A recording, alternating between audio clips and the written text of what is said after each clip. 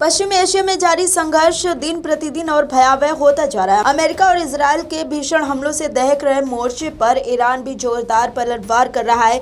मिसाइलों और ड्रोन की गरज के बीच ये संघर्ष 15वें दिन में प्रवेश कर चुका है और पूरे क्षेत्र में तनाव चरम पर है। इसी उग्र हालात के बीच सऊदी अरब से एक बड़ी खबर सामने आ रही है। बताया जा रहा है कि ईरान ने सऊदी अरब में मौजूद अमेरिकी एयरबेस पर ताबड़तोड़ हमला किया, जिसमें अमेरिकी वायुसेना के कई विमान क्षतिग्रस्त हो गए हैं। इसके साथ ही ईरान ने सऊदी के प्रिंस सुल्तान एयरबेस को भी निशाना बनाया और खूब बम बरसाए। इन हमलों में वहां खड़े 5 अमेरिकी वायुसेना के रिफ्यूलिंग यानी तेल भरने वाले विमान क्षतिग्रस्त हो गए। सूत्रों के अनुसार विमान पूरी तरह नष्ट नहीं हुए हैं और उन्हें मरम्मत के लिए भेजा गया है। हमले में किसी के घायल होने या मौत की सूचना अभी तक नहीं मिली है।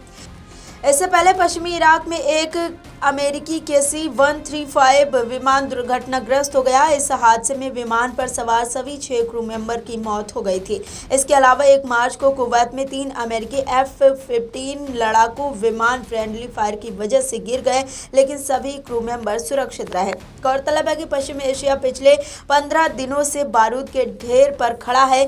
इसकी शुरुआत 28 फरवरी को अमेरिका और इजरायल की तरफ से ईरान पर ताबड़तोड़ हमले के साथ शुरू हुई थी, जिसमें ईरान के सर्वोच्च नेता अयातुल्ला अली खामेनेई की मौत भी हो गई थी। इसके बाद से ईरान ने भी जवाबी कार्रवाई के तौर पर इजरायल और खाड़ी देशों में मौजूद अमेरिकी ठिकानों पर खूब बमबारी की, जिसके बाद से पश्चिमी एशिया में तनाव 7वें आसमान पर पहुंच गया और इसका असर पूरी दुनिया पर देखने को मिल रहा है। आपको बता दें कि पिछले दिनों संयुक्त राष्ट्र सुरक्षा परिषद यानी कि UNSC में ईरान के खिलाफ एक प्रस्ताव भी पास हुआ है। UNSC में पेश किए गए इस प्रस्ताव के लिए 15 देशों वाली परिषद में वोटिंग कराई गई, जिसका 13 देशों ने समर्थन किया है। इस दौरान किसी तरह का कोई विरोध नहीं हुआ है। हालांकि इस वोटिंग में चीन और रूस ने दूरी बनाए रखी।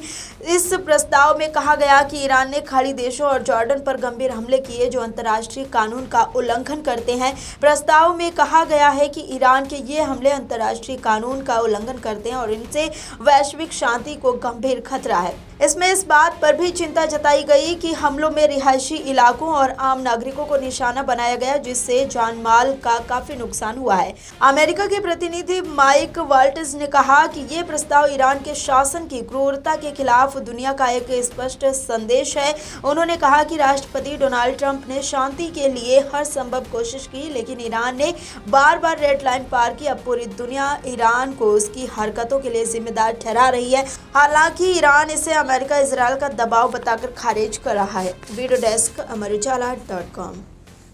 अगर आप ये वीडियो YouTube पर देख रहे हैं तो हमारे चैनल को सब्सक्राइब कर बेल आइकन दबाएं और Facebook पर देख रहे हैं तो हमारे पेज को लाइक करें।